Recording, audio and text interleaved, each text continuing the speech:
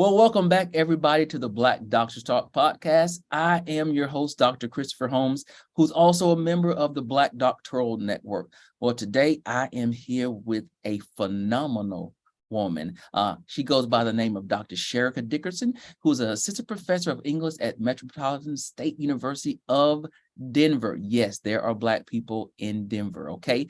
As a Black woman, Dr. Dickerson uses her scholarship and teaching to give voice to the plight of Black women and girls by focusing her research and teaching on representation of Black women and girls in literature, film, media studies, pop culture studies, and life writing studies. Dr. Dickerson's scholarship focuses on race and racism as it intersects with gender and sexism to unpack systems, systems of power as they influence the lives of Black women and girls. In all, Dr. Dickerson is a budding, there she is, scholar in academia and employs fun and engaging methods in her classroom to encourage students to grapple with the difficult topics with conversational subjects.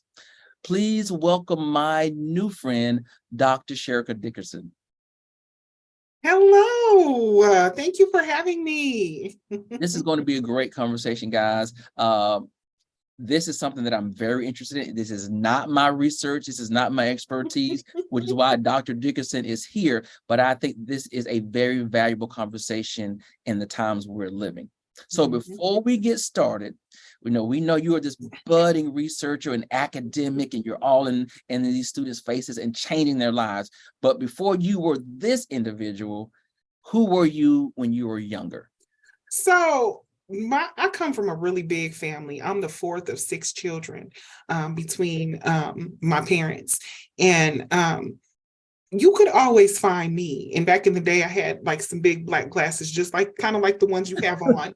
And I just had like two long pigtails, and you could always just find me in the corner just reading a book. Oh, right. That's what I was doing. If you're looking for Chereka, you missed her. She in the corner reading a book somewhere, probably reading something I ain't supposed to be reading.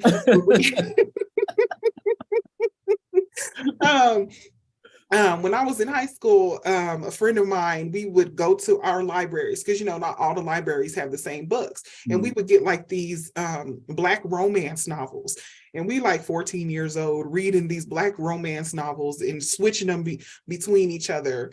And just like, girl, tell me, so I'd read mine, give it to my friend, she'd read hers, read the same book, and then we'd switch, and then we'd sit and have like a book club over these romance novels that our 14-year-old selves had no business doing, reading. But so that's probably what you could find me. My dad would say that I was always the smart child. I was the smartest child.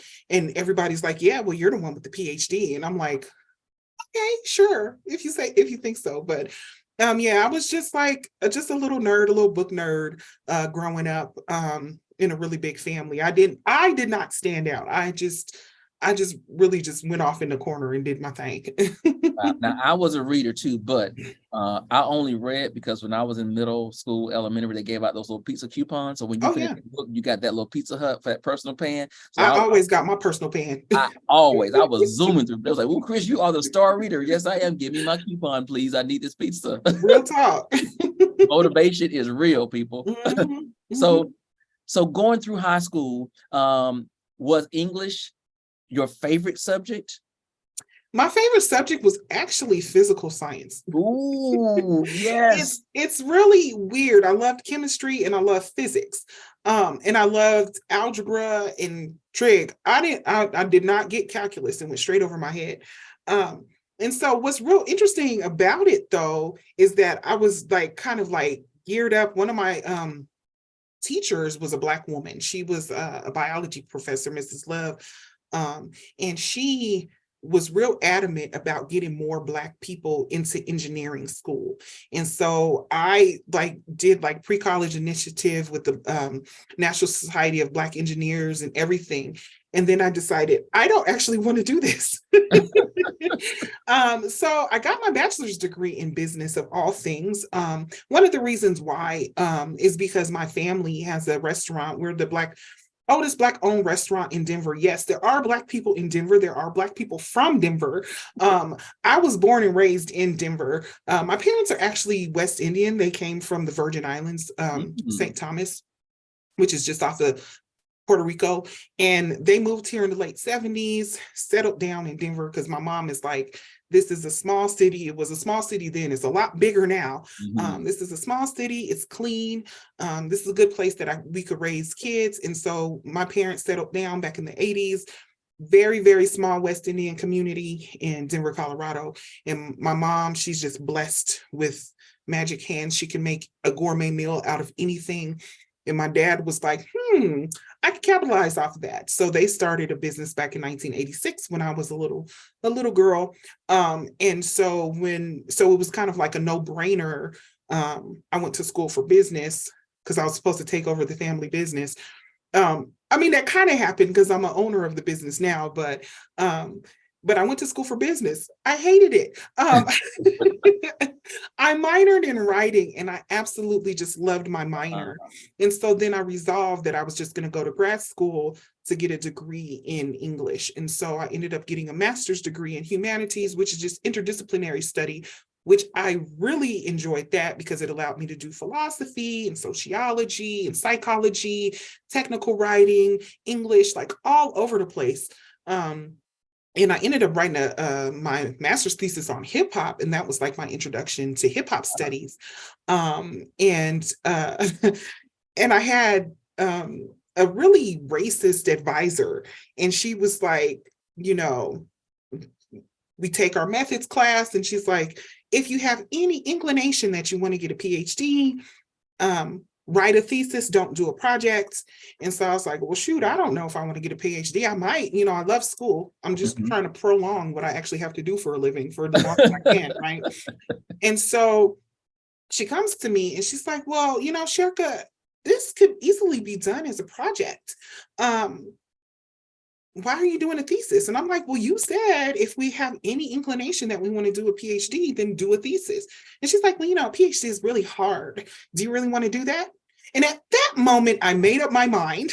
Yes, I do. Yes, I do. Actually, I do.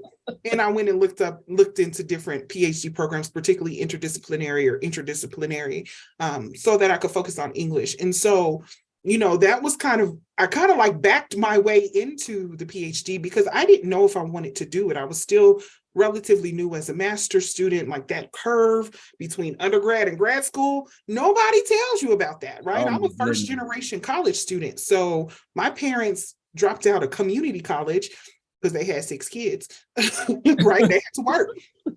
And I had a sister who was working on her master's at the same time I was working on when I decided to go to grad school. And we're just like leaning on each other because we didn't have, like, a lot of people go to grad school and their parents already have advanced degrees. So they know, right? And then you're just in here like with your imposter syndrome, like, should I be here? Right. And I was in grad school long enough ago that there weren't, like, the first smartphone had just come out. It was like the first Apple phone had just come out in like 2006.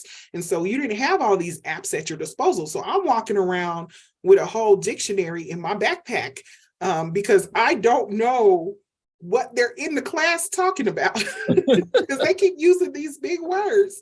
And I'm up here looking up words like, how do you spell that? I didn't know. I was so lost. But it came to a point where I was like, okay, these people are just posturing. They don't know what they're talking about either. And so it really helped me kind of get over that imposter syndrome. But it was just a really interesting journey. I made 2 really good friends in my program, and we had each other to lean on because that's one of the things that nobody tells you. Find a friend. Matter of fact, find a couple friends. Yeah. Make your own community because this is a long ride. Yeah, that support system is critically important. It's one of the things we always talk about on the podcast. Everybody talks about, I wouldn't have made it through without this person, or without this friends, or without, somebody just calling and checking on me, or having that accountability partner who understands what I'm going through. And so when they say, sit your butt down and write, they know because they're in it or they've gone through it. And so support system is important, but you talked about that transition from masters, from undergraduate to masters, or from masters to PhD. And it's important, and I think it's valuable that you said this. if you have the inclination that you want the doctorate, do the thesis. Because if you do the project, you will not be fully prepared for doctoral level work and research conversation because you haven't done it. Right. The methods, the method, all those things, you can be like, huh? What are you talking about? Right. Framework, what? Conceptual, what? Right. I didn't do that. I just did a project. And so you're going to be at a deficit. So if you think you may want to do it, do the thesis work, guys. Yeah. I just said, Dr. Dickerson said it, so blame her. Yeah, no, I mean, like the whole thing about it is, when is this the only time that you have to have this long sustained argument, right? Yep. You know, like a minimum of 75 pages. If all you're ever accustomed to writing is 20 pages, that 75 pages is daunting. And so, I mean, my thesis was a little bit longer than that, but it was the whole idea of how am I supposed to talk about this thing and sustain this argument for 75 pages? Right. I don't know. And once you go through that, then when you get to the PhD, okay, well, now it's 150 pages, but you're okay now because you're like, Yes. well, I did 75 pages. I should be able to double that and be okay. But you need that experience. You need that experience of critique. You need that experience of getting those different perspectives, of having to defend your own position, your decisions, your choices, and actually growing as a scholar. Like, you don't see yourself as a scholar up until that point where, you know, when I was defending my master's thesis, my chair, my thesis chair was like, you're the expert in the room. Yes. Right? We're all just here to support you, but you're the expert on this topic. And I never thought of myself as the expert on anything up until that point. And it's just like, that is what prepared me to know that I wasn't an imposter when I got accepted into my PhD program. It's just like, well, I had a thesis project that had very minimal revisions. This is what they don't tell people. You will have revisions, right? Yeah. I had saw my sister. She just graduated with her master's at the end of 2021, in December of 2021, and I had the pleasure of actually sitting in on her defense. And she was really upset. She was like, "What do they mean I have revisions?" I'm like, "Everybody has revisions." She's like, "You didn't have revisions." I said, "I did on my master's thesis. I actually didn't on my PhD, my dissertation." I said, "That's an anomaly." Right. That's totally anomaly. They were like, approved with no revisions. I'm like, huh? What? Wow. Wow. Okay. Yeah, that's amazing. That's an anomaly. It actually won the award of being the best dissertation of that year of 2018, 2019. And so I was surprised. Come on, Dr. Award winner. I was so surprised. I actually was working full-time at Metro State. My son, I have an 8-year-old son. At the time, he was 1, 2, 3, 4, right? So I had a toddler. I was teaching full-time and writing my dissertation. And at that point, I'm like, well, it's done, right? Yeah. And then they're like, well, this is really high quality. And so my committee actually submitted my dissertation without my knowledge. And then I got a call from the director of the grad program, like, by the way, your committee nominated your dissertation. Is it okay? And I'm like, all right, cool, whatever. And then I get the call, like, you won. And it's only one person from the whole university that wins the award. So I was representing the College of Liberal Arts and Sciences. But I won for the whole university. And I was like, for real? Wow. Now, since we're on the topic of this research, let's talk about what it was about. So my dissertation research was so fun. So I know a lot of people have heard of Ntozake Shanke's For Color Girls Who Have Considered Suicide When the Rainbow Is Enough. Tyler Perry did an adaptation of it. We're not going to talk about that one. But so this book, remember the friend I was telling you about, we would switch books and stuff? That was one of the books we switched. So her mom gave it to her to read. And then she gave it to me to read. And I just like devoured it in like an hour and then put it down and then devoured it again. And then I gave it back to her.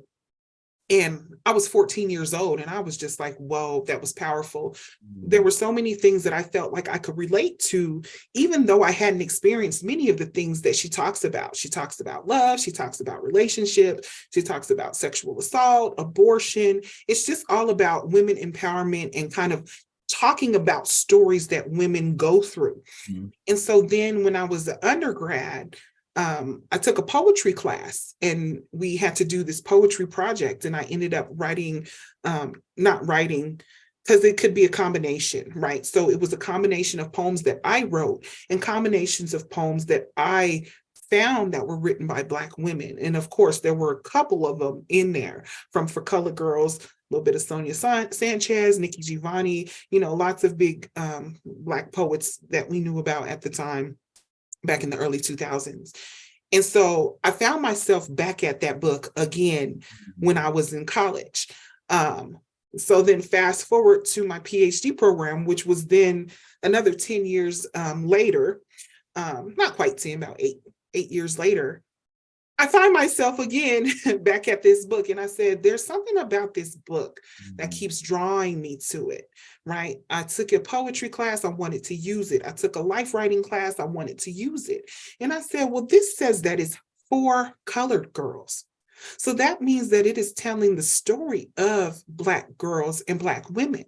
And so For Color Girls is classified as a chorea poem, it's a play, it's a monologue, it's a dialogue, it's poetry. But has it ever been classified as life writing?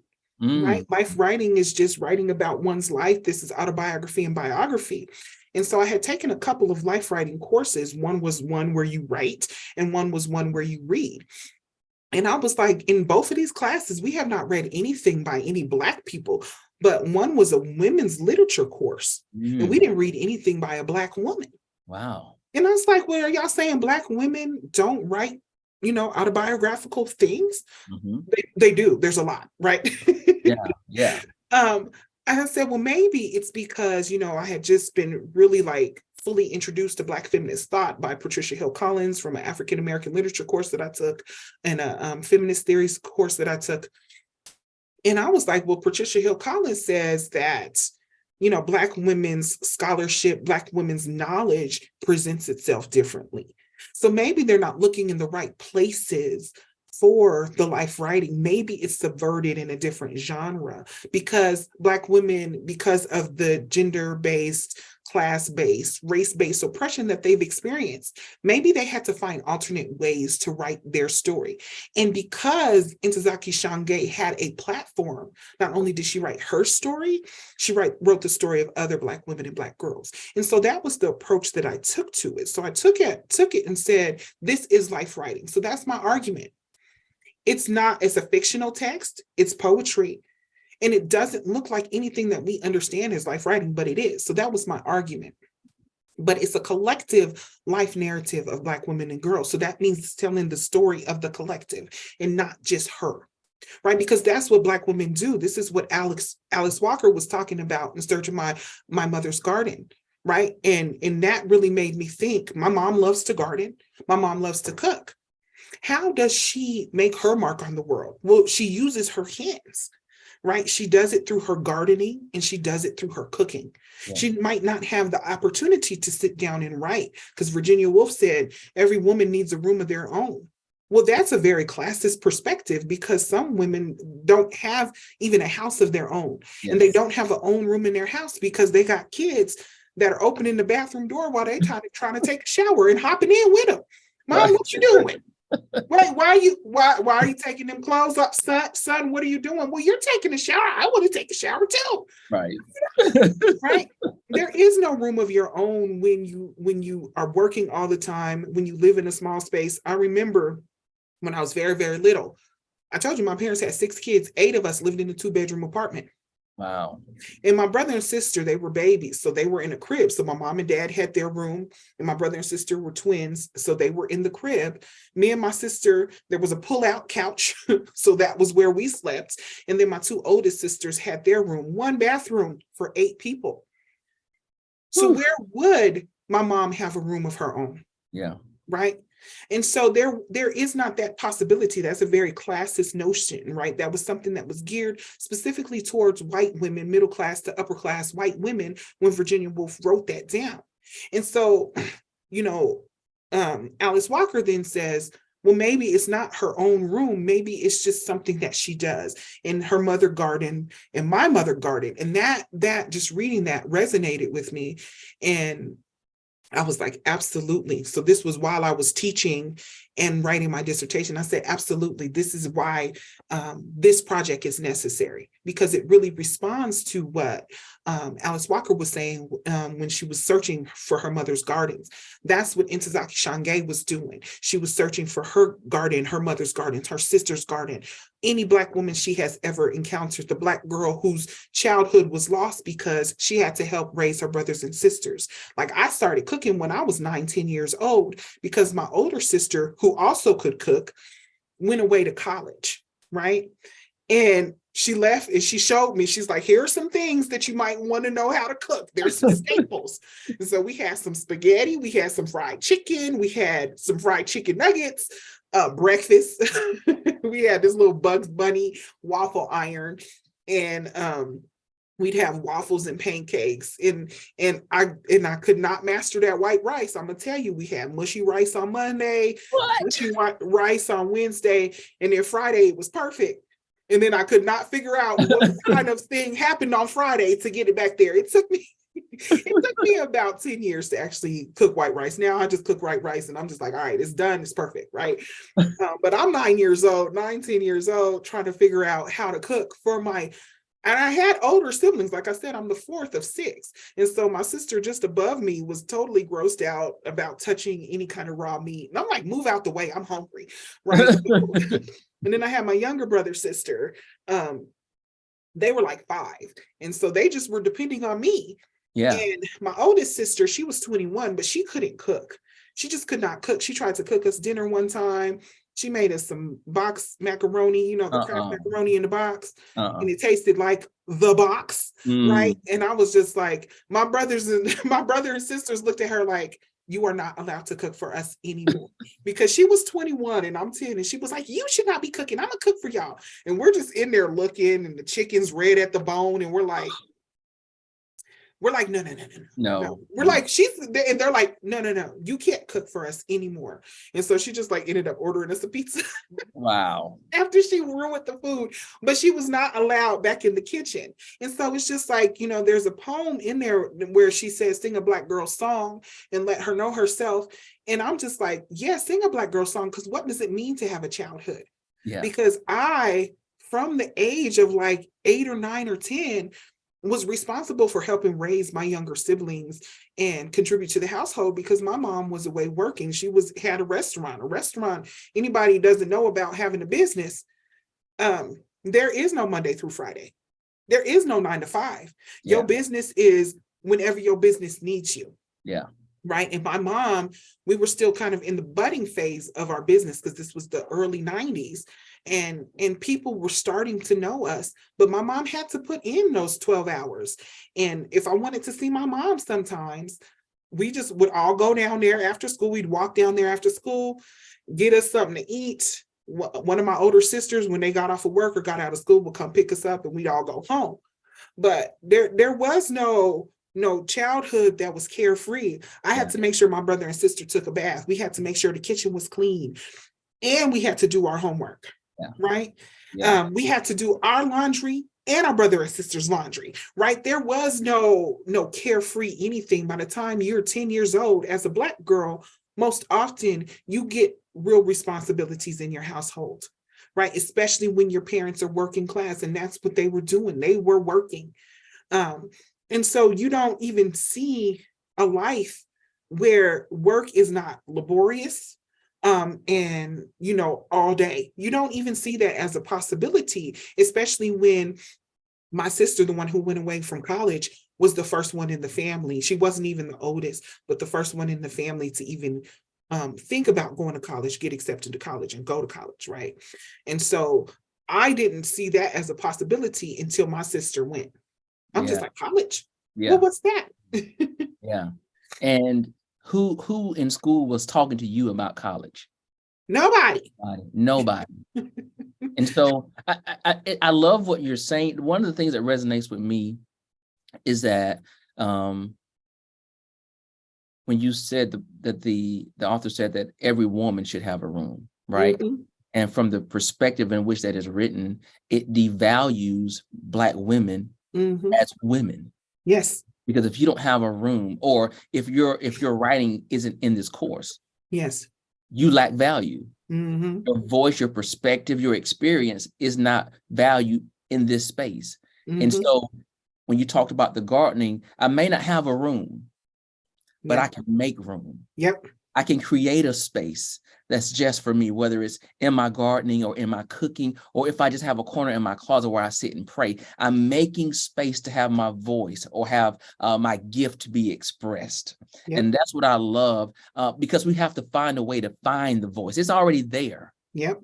But in normative culture, it's not acceptable, or the voice is uncomfortable. Mhm. Because what the voice may have to say could be a reflection of the experiences I created for them. Yeah. So And that's so that ownership. it is so funny because I tell students I used to be really shy. And they're like, no, you didn't. I'm like, I was really shy. I I was believe it very because you were in shy. the corner reading those books all the time. Exactly. Right. And I didn't really feel like I fit in with any of my peers. Right. I'm a Black girl. I grew up on the East Side. People from Denver know what that means. That was the hood. Folks like, there wasn't no hood in Denver. Y'all's projects was townhomes. Okay, fine. Our projects were townhomes. But the East Side was the hood, right? I grew up on the East Side, and all of my Black friends were from the East Side, but I didn't fully relate to them because my parents are also West Indian. And so, like, culturally, I felt kind of outcasted. I was smart. So then I was often in the advanced group with the white kids, right? And so I didn't fit in with the white kids because, well, I was Black. And so I just really spent a lot of time just kind of searching where I fit. And the only place I could find myself was in the books that I read. And so I was very shy. I spoke up in class to raise my hand to answer questions, but as far as being like outgoing and extroverted like I am, that was reserved for when I went home and played with my siblings, right? And so it wasn't until really when our restaurant started taking off in like the late 90s, and I had to wait tables, that I had to, I found that, so if I'm a little more outgoing and I converse with these people, I get better tips. Okay, now that changed the whole game, right? This is a different side of me came out, right? I was fun and I was talkative and cracking jokes and everything. And I'm just like, oh wow, this is a game changer. I went from making this amount of tips to that amount of tips, and just from smiling and opening up and having just a quick conversation, personalizing that experience with people. Oh yeah, well, I'm gonna do this from now on. Yeah.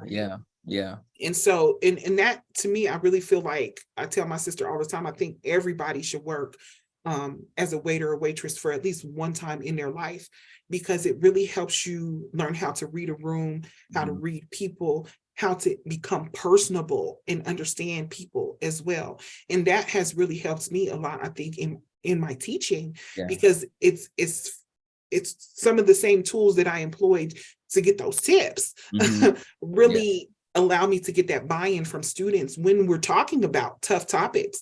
I tell students, I said, look, Dr. Dickerson's class is difficult. When you read the intro, dealing with systems of oppression, racism, sexism, all of the isms that we have out there and the intersections thereof, like, this is some tough stuff. We're not going to sit up here and say, let's read some Toni Morrison and let's look at how beautifully she writes. Okay, Toni Morrison writes very beautifully, but she also incorporates rape and rape culture in like every single thing she writes. She talks about violence against Black bodies, violence against Black women's bodies, domestic violence, all of that stuff. And we're going to talk about that, and we're bringing that front and center. It's not, look at how beautifully she writes. Look at how beautifully she writes, and she actually subverts this really ugly thing. She talks about ugly things in such a beautiful way that you're like, oh man, that was powerful. But why was it powerful? Right? Because it's telling the truth about the world that Black women especially, because that's what she set out to do, was champion Black women's voices. The Bluest Eye, another book I read when I was 14. My sister gave me that book and she's like, you love to read, here, read this. And I devoured it. I think I sat down. I started reading it at like 11 a.m. and finished it at like 8 p.m. And that's all I did that Saturday. So we can just imagine what my life was like in high school, right? Because I would sit and read books all weekend, right? Yeah. Not even the books I was assigned to read for my literature classes, right? I'm just like, Charles Dickens, Toni Morrison, yes, right? I don't know if I read anything. I read a lot, right? I read Moby Dick and I read A Tale of Two Cities in quotation marks, because I was like, I'm not reading this. This is not, it was not interesting to me. But I was introduced to some Black women writers and was like, now this is I can get down with this. Right. And so the whole point of that is saying is that when you are somebody who has been marginalized, and they're doing a lot better job in K through 12 education now of incorporating those marginalized voices. They have like women's lit courses and African-American literature and all that. But I had Brit Lit and American Lit. And we read John Steinbeck and Ernest Hemingway and Mark Twain. We wasn't reading Toni Morrison. We weren't reading James Baldwin, right? Or Sonia Sanchez or Ntozake Shange. My class didn't even read Their Eyes Were Watching God by Zora Neale Hurston. Wow. Some classes did, but mine didn't, right? Wow. And that is such a powerful book. I find a way to teach that book at least once a year. But here's the thing. I find it challenging because there are states or spaces or districts where they are limiting access to marginalized Black and brown voices. In your situation, like you're saying, you didn't get those books. And I think, thank you. Part of educating children is about exposing them to things that we are unfamiliar with, experiences, languages, cultures, beliefs, religions, right? How are we preparing students for the world that they will live in if they haven't read about it and been exposed to it? It's such a beautiful thing, I think, when students have awakenings through literature. And how fulfilling is it, or maybe not fulfilling is the word. How gratifying is it for a Black girl to sit in a class with white students and have those white students read her experience so that they get to know her better and value her for who she is, that she doesn't have to perpetrate. Right. She does not have to conform. She can walk in a room as a Black girl, authentically herself, speaking her language, talking her talk, you know, and saying it. And if you don't like it, I'm okay with that. But this is just who I am. Right. And that was the exact conversation that we were having in my class, in one of my classes yesterday. This whole idea of the pushback against woke culture and being woke. And we read a short story and one of the characters says, I'm waking up. Right. And I'm just like, well, where do you wake up? Right. And many of the students were like, well, shoot, I'm waking up right now. Just exposure to this story alone. Yes. Right. Coming to this class. One of the reasons why I was on the fence about getting a PhD is because I spent my undergraduate, I didn't have one Black professor. My graduate studies, I didn't have one Black professor. It wasn't until I got to my PhD that I even had a Black professor. Right.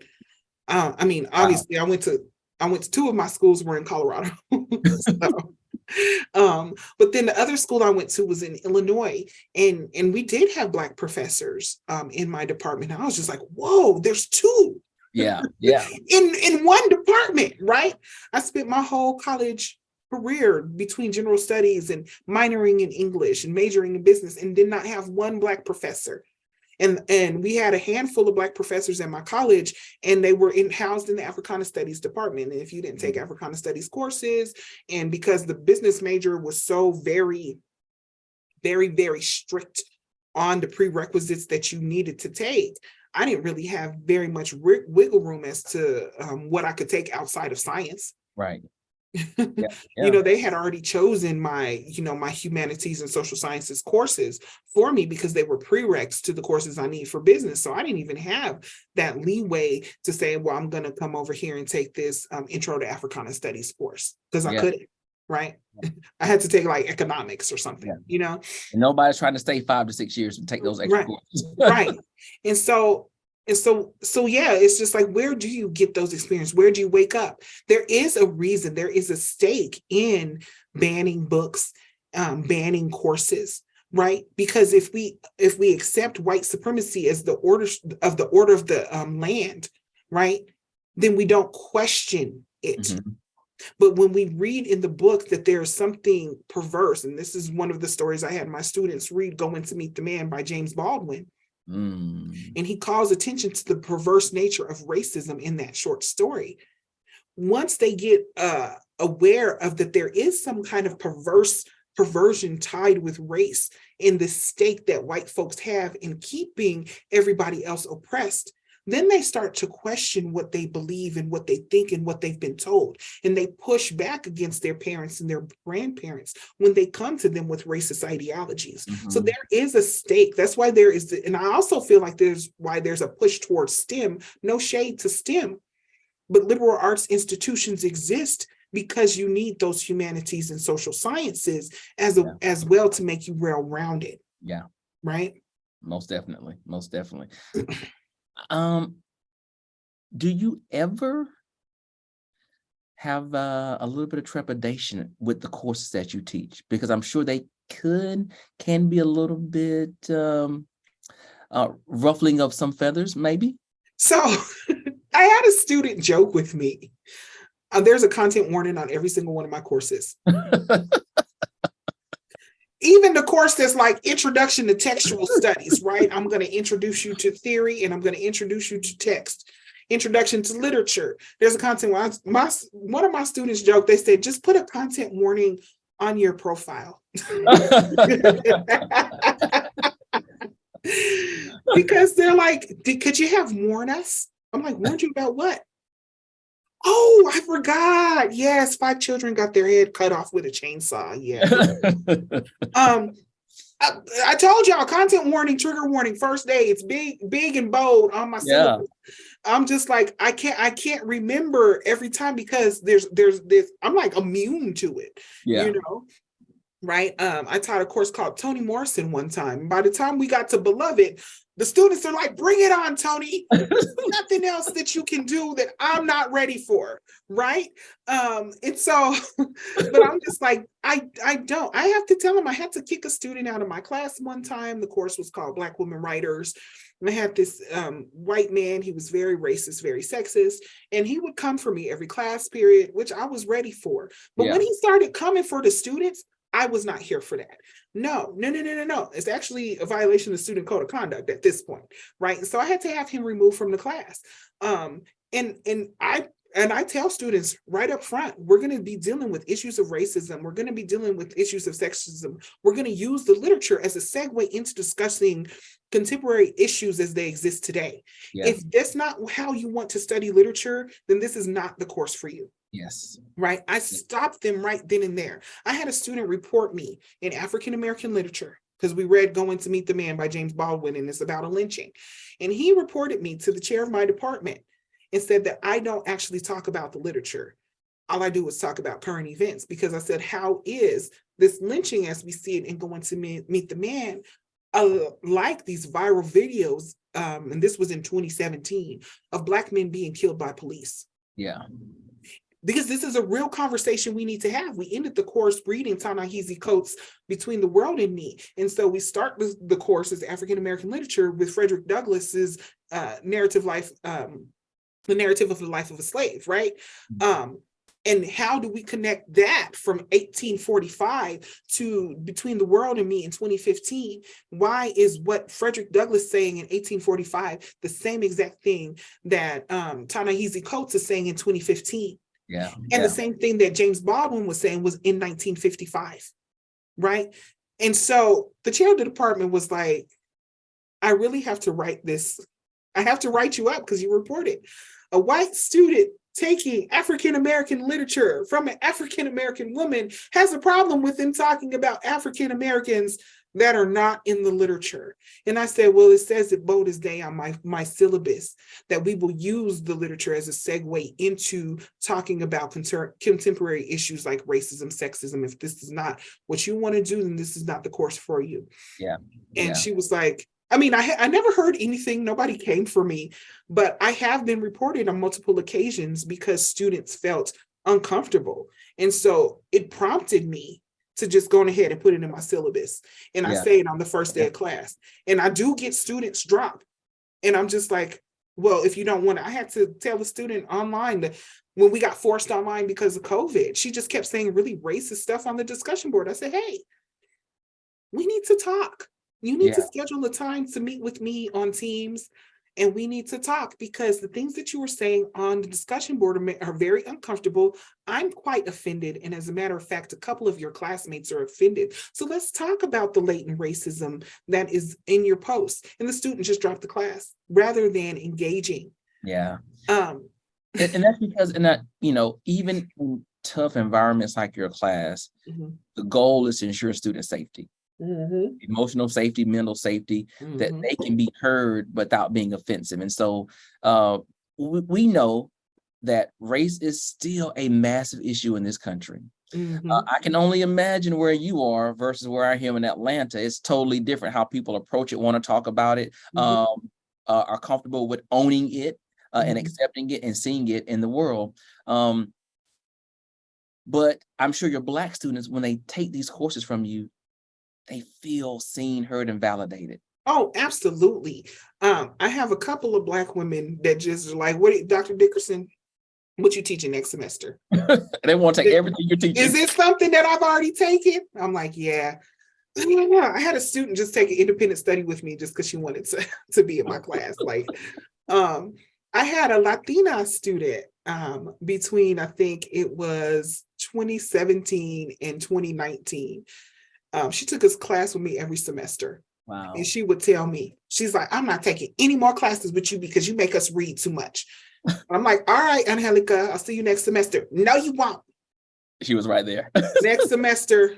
I said, Angelica, why are you on my roster? Well, see, let me tell you what happened. See, what had happened was I signed up for this biology class, right? And then I looked at that book and it was $275. And I said, you lying. What is Dr. Dickerson teaching? Okay, yeah, I'm gonna be there. So then she's in Harlem Renaissance, right? I said, so what you doing? She's like, look, okay, I'm not here for all these textbooks that cost too much. I spent $45 on your books. Okay. Exactly. But, I ended up writing 10 letters of recommendation for her to get into a master's program. She ended up going to a master's program in Massachusetts and graduating. And she would call me and she's like, I hated it out here in Massachusetts. Why didn't you warn me? I said, I told you to know where you're moving. Yeah. I said, but it's temporary. You can move once you're done. She's like, I'm leaving. I can't do this. There's too many white folks out here. But she was also from the East Side. Well, culturally, she was also coming with something different. Yeah. So I loved it.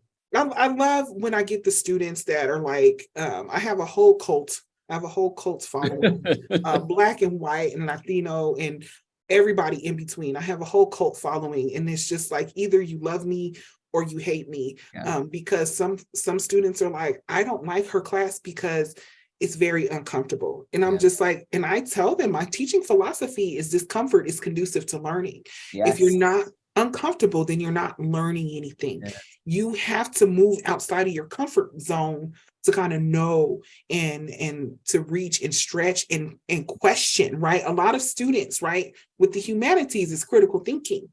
Yes. A lot of students are afraid to question their beliefs. Why do I believe what I believe? Yeah. Right.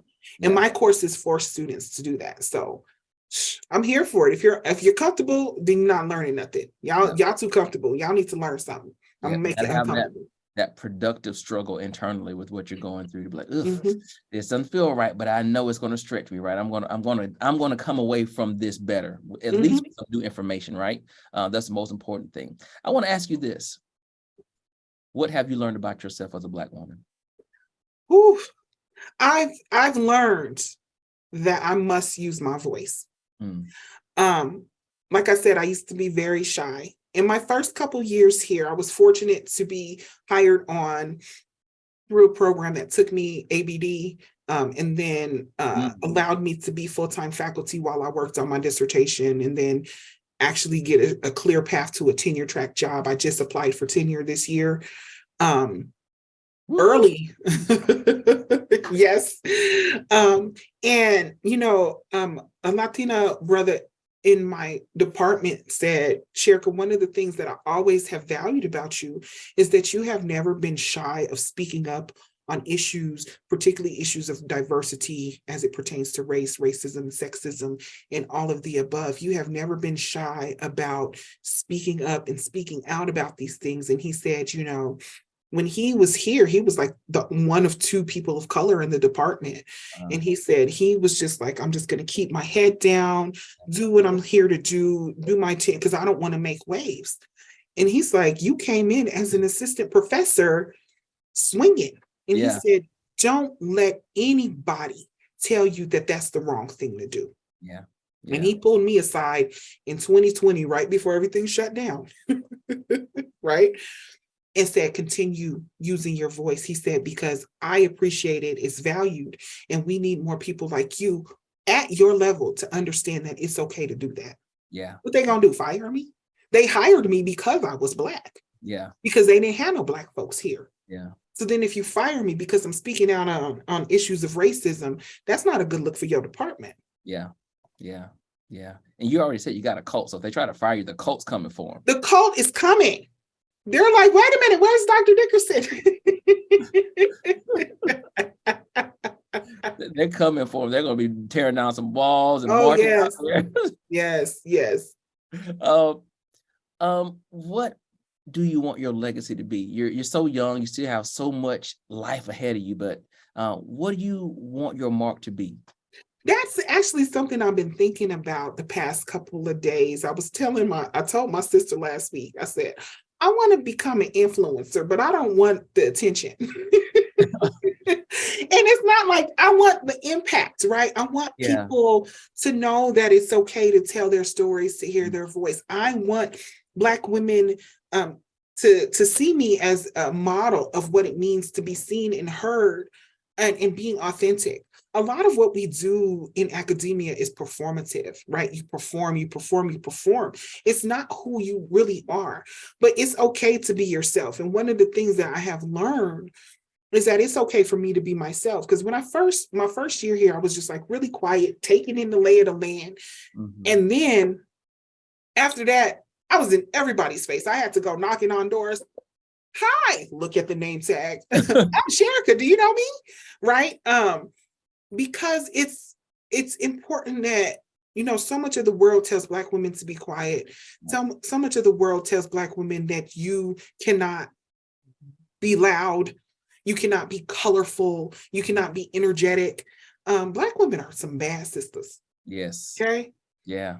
Everything that we do is just like attending the Black Doctoral Network conferences. I'm like, this is the space that I've needed. Like being born and raised in Colorado, there are Black spaces, and my restaurant has always been a Black space, but it's not a space where I've ever felt seen as an academic. Yes. Yeah. Right. And we've all been to conferences that are not the Black Doctoral Network and that are not Black spaces, and what it feels like to be in those spaces. Yeah. Right.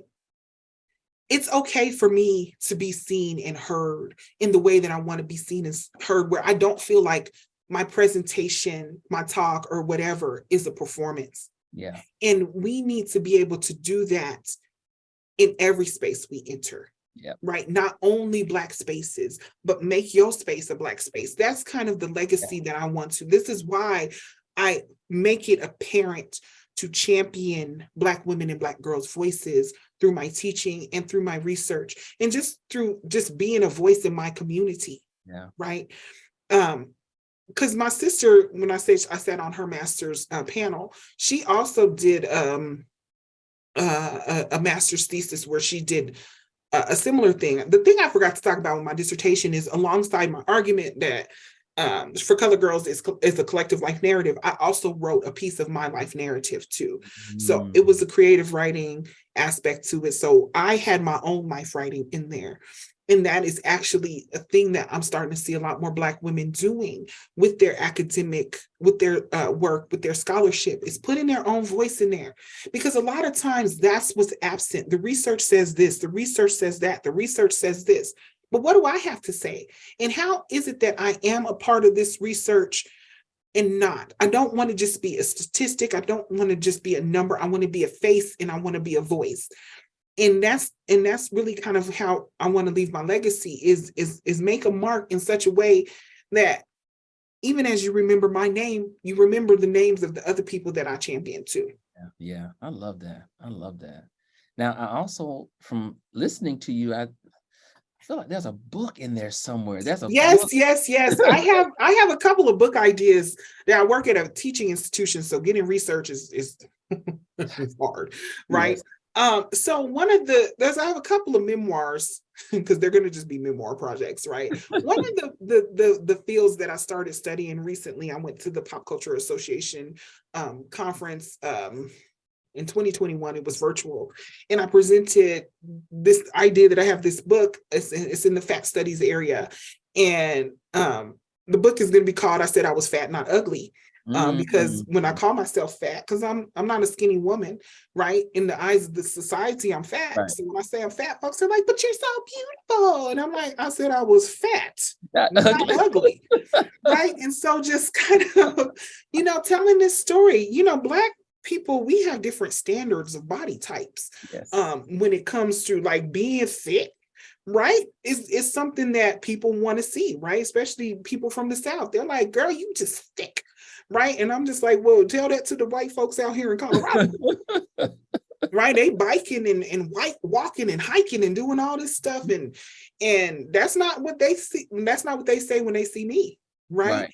And so just really kind of investigating the intersection of Black woman, fat Black woman, right? And what that means, and how it's been my experience my whole adult life, being a fat Black woman academic, and how all of those identities, as they intersect, suggest that I am less than, that I am less intelligent than, all of those different things, less beautiful, less smart, less prepared, less organized, less than, right? And just really pushing back against that. So that's one of the ways in which I want to champion my own voice. And that's one of the reasons why I jumped into life writing. I backed into life writing studies as well, because I was just like, this is it. This is the platform right here. This is the only way I see my story being told and other women's voices being told. And I also have other projects in mind where I just want to interview Black women and just talk about what does it mean to you to be a Black woman? Yeah. Right. Yeah. I want to give you this, and nobody can steal this, guys. It's already recorded. You can't steal it. When you say fat, and when me knowing you and speaking to you, and I love this. I said I'm fat, not ugly. Fat, for me, with the use of an acronym, is fully authentic and transparent. I know that's right. So we want every Black woman to be fat. You a fat woman, fully authentic and transparent, walking through the world as truly being yourself. Yes. I love that. I love it. The title is so catchy. It's going to fly off the shelf. I see conferences. I see speaking engagements. I see you at churches talking. I said I'm fat, not ugly. Yes. I mean, I love it. I love that. I love that. You talked a little bit about the conference. I know we met there. Just talk a little bit about BDN and your excitement about being a member. I love the Black Doctoral Network. I'm not even gonna lie. It's one of the things that I just do for my spirit.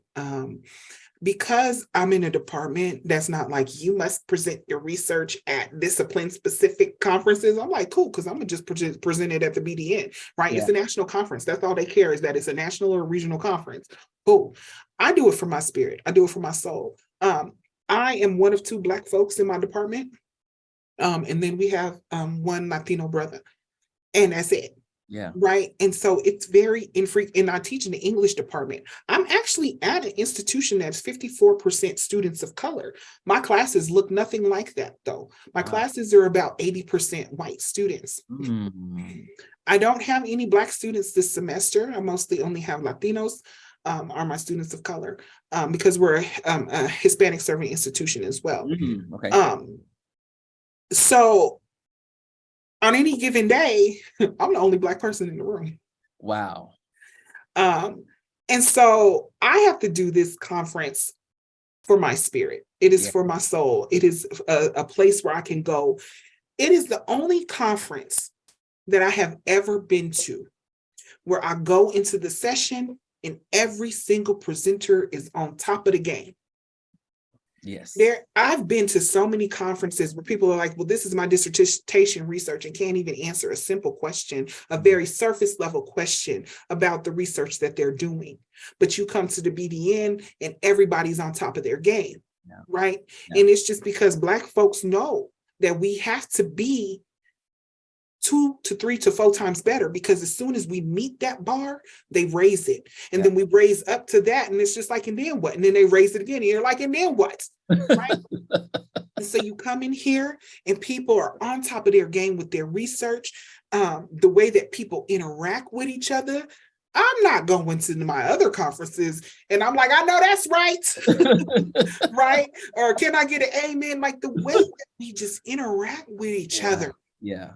In those spaces is so refreshing for the soul.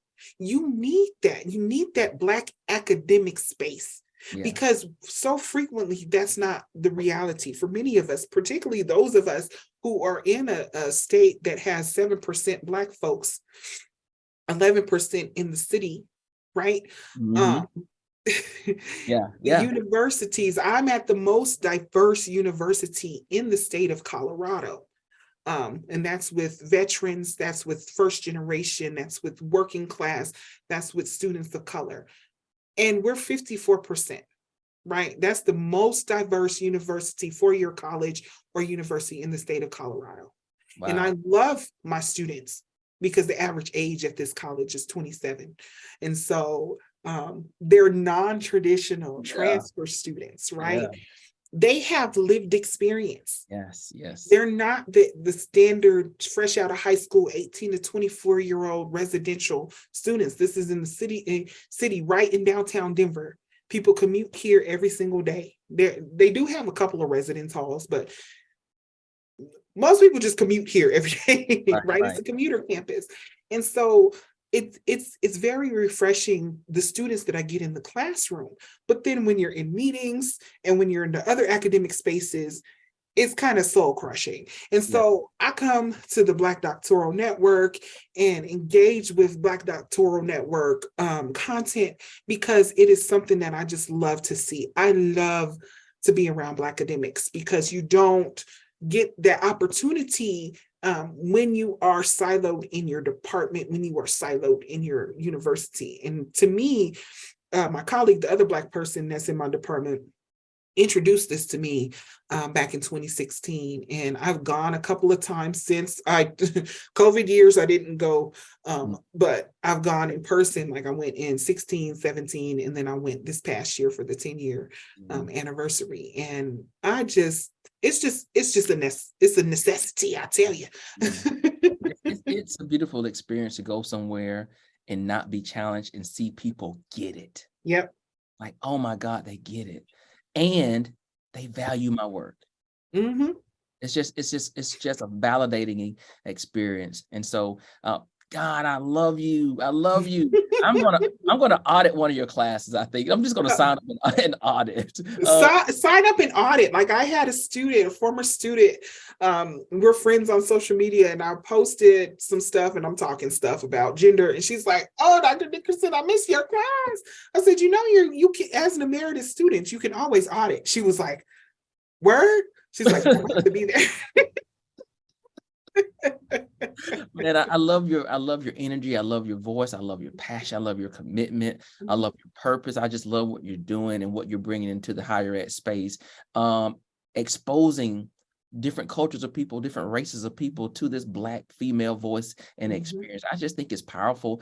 We need more of it, but I think you are on the precipice of really groundbreaking work that we can hopefully see transcend into other major institutions of research. Yes. It's just important. Dr. Dickerson, thank you so much for joining me today. Thank you so much. It's been a pleasure. It's been a pleasure. It's been a pleasure. Will you please tell our viewers and listeners where they can go to learn more about you and the work that you're doing? Well, one of the things you can do is go to Metropolitan State University of Denver website and look me up. That's msudenver.edu, and just look me up. I'm there. My beautiful face, my headshot is old because I have like red braids in my hair and stuff. But look me up, shoot me an email. I am more than happy to engage with you. You can search me on social media, preferably Facebook. I have an Instagram, but I'm old, so I don't really use it. I do have a LinkedIn that I check occasionally when I get messages. So you can find me on all of those places. To look up my restaurant in Denver, Welton Street Cafe, and search me there. Because even though I don't work there at the front of the house, I do a lot of the back of the house stuff. So no, you guys go to the restaurant when it opens up and yeah. just ask for her, flood her, make her come from the back. Yes, yes. So folks come in all the time. My sister will call me. Hey, there's somebody here looking for Dr. Dickerson. My nickname at the restaurant is the Professor. And so when I walk in, they're like, hey, Professor. So we're going to open up hopefully early June this summer. Once we're fully remodeled and everything, look our story up. I've been in the news. My sister is all over the news. So if you find Welton Street Cafe, you see a beautiful chocolate sister. That's my little sister. Awesome. Well, listen, guys, while you're over there following Dr. Dickerson, also check out the Black Doctoral Network. We would love to connect with you on all of our social media channels as well. Thank you guys so much for joining us, for listening, to getting these gems from Dr. Dickerson. Hopefully she inspired many of you. For you young Black sisters out there that are maybe interested in doing some of this work that she's doing, connect with her. She would love to support you and give you some ideas, maybe potentially mentor you, because that's the kind of person that she is. Well, until next time, guys, be safe, be blessed. I look forward to joining you next week with another amazing guest. I never come to disappoint you. Until then, guys, I'll see you soon. Bye-bye.